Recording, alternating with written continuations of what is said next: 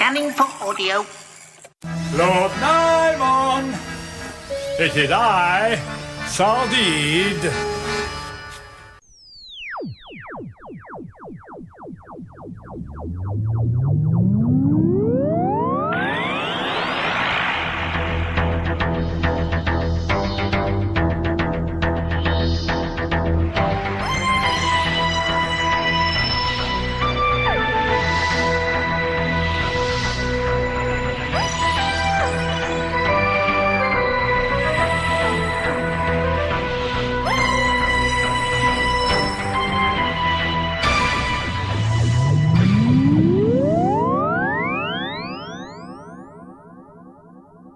Doctor Who, Myths and Legends.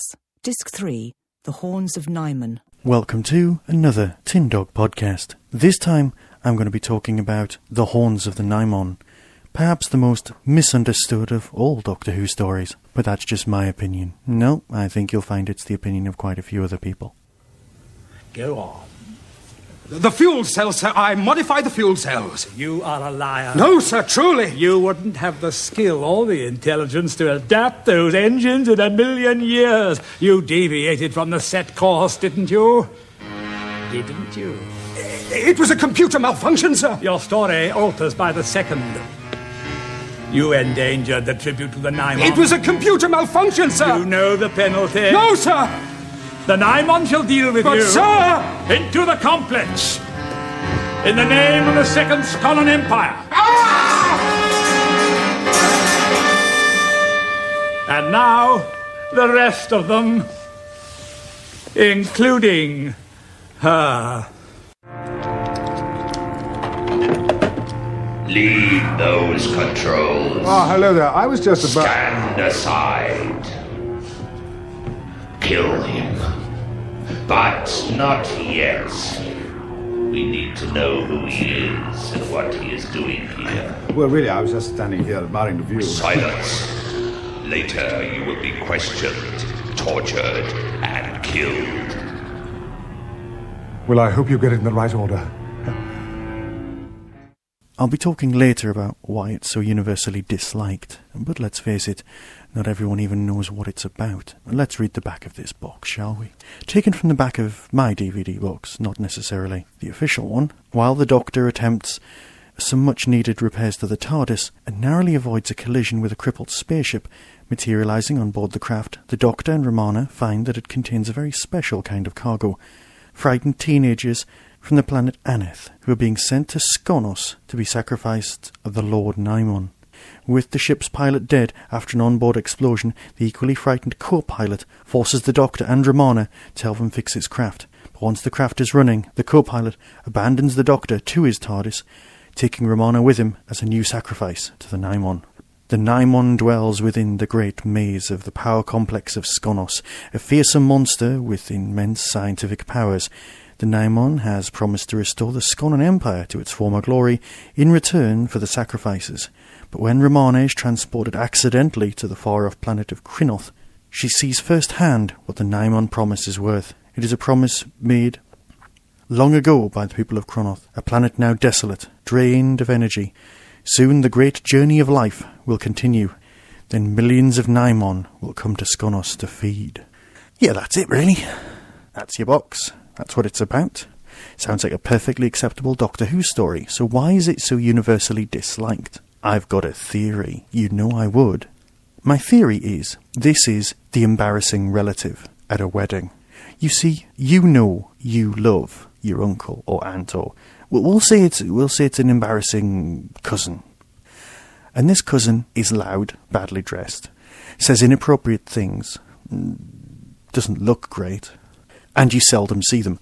But everyone you know knows that you're related to them, knows that you're quite fond of them, and you are fond of them. But you're also a little embarrassed, and you're embarrassed about the fact that you're embarrassed about it. And that's what Horns of the Nimon is. It comes down to a couple of things, alright. Most Doctor Who stories have the odd dodgy moment. I'll put my hands up and admit to that. Hey, it's not going to stop me watching it. Nimon's got more than its share of them. It's got Graham Crowden. Now, Graham Crowden is an interesting actor. He's actually one of the people on the commentary. He was offered the part of the Fourth Doctor. His characterizations are often very similar to Tom Baker's. He's a little bit older, or at least this appears to be. And on the commentary, he actually says why he turned down the part of the Fourth Doctor. He was indeed quite up for it. He was a lot more famous than Tom, so he probably would have been accepted. He would have done it for less time. But the reason he didn't want to do it is because he didn't want to do any of the hanging around being nice to the public aspects. It's just not him. That's a lot more telling than you think. Graham Crowden's performance here is perhaps the single most over-the-top performance, with the exception of the Great Caretaker with the Seventh Doctor, or even the Candyman, that you will ever see. His death is beyond hammy, and the fact that I've just said he dies really doesn't come into it. He shouts like no one you'll ever see in real life. His intonation is incredible. It's beyond pantomime. But that isn't the half of it. You see, you could probably forget that. You could let it go. You could see it for what it is. But then the Nimon themselves turn up. I mean, on paper, always the idea of, giant bulls going to be slightly dodgy. But it's a Doctor Who budget. It's basically a lot of very thin dancers with very large polystyrene heads walking around on platform heels, miming to someone else, shouting. And trust me, there's a lot of shouting in this. For me, as a child, the only thing of the story that annoyed me was that the Doctor managed to have some sort of force bridge thing between the TARDIS and another ship so they could walk outside in a vacuum. It looked awful, and I was 5 and I didn't like that effect. It's because of this collection of things that are wrong with it that I've not until very recently, and we're talking the last 5 years, been able to see this story for anything good. It's got some very clever things in it. It's got some incredibly quotable lines. Show me an old school fan who doesn't want to go around shouting things like Weakling scum! Or even Begin at the beginning and end at the end, Sorak. And I'll show you a liar. It's always sad to think that Douglas Adams is no longer with us, but this is the point where he started coming over as the script editor and was beginning to discover how powerless that role really was. According to the information text at the bottom of the screen, Douglas asked Richard Stilgoe and several of his other friends to produce script for the series. Now, many of the American listeners will have no idea who Richard Stilgoe is, and that's probably a good thing. But for anyone in England, or indeed familiar with 1970s British culture, I, for one, would love to know the sort of script Richard Stilgoe would have provided. It's an interesting and slightly terrifying thought, but not necessarily in that order.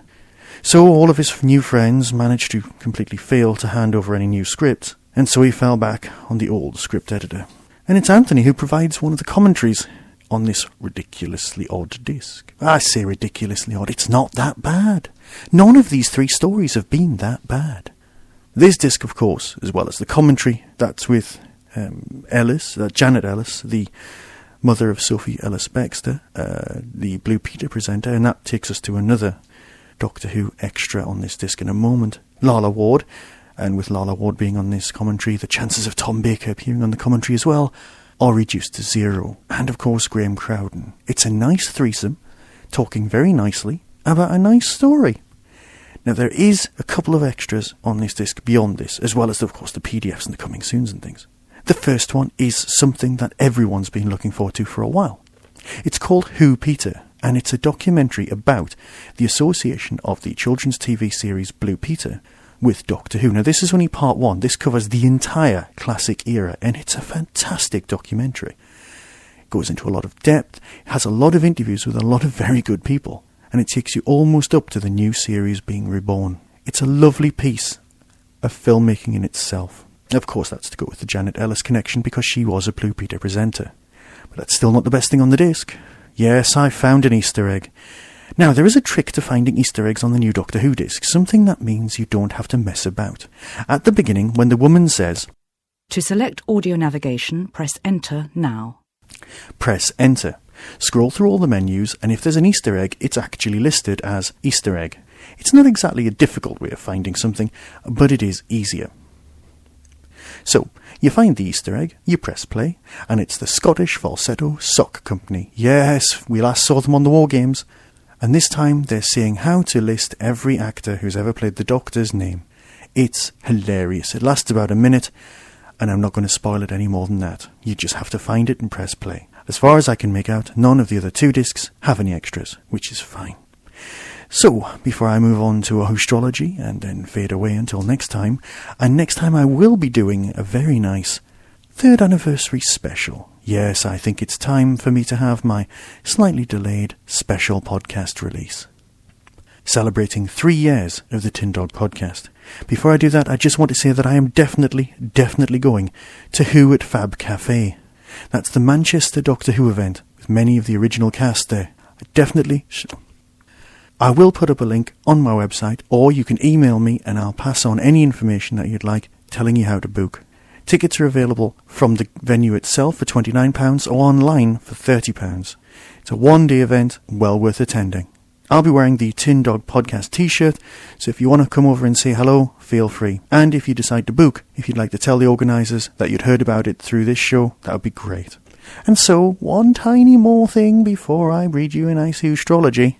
I just want to say I was sent a lovely YouTube clip. Now, you've probably all seen this, but it's Was Hitler an Old School Doctor Who fan?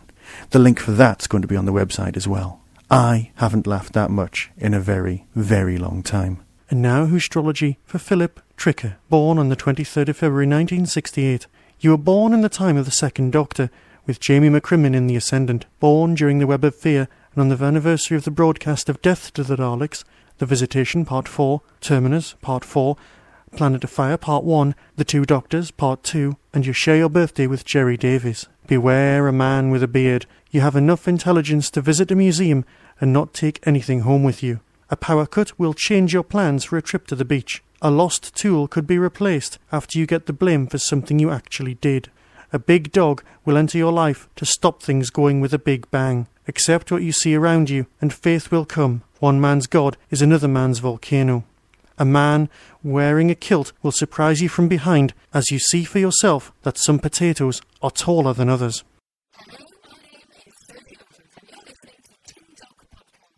My only other piece of news is that I've managed to get both of my short trip short stories in on time.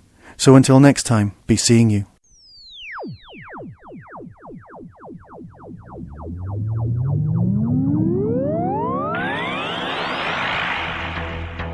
You have been listening to the Tin Dog Podcast.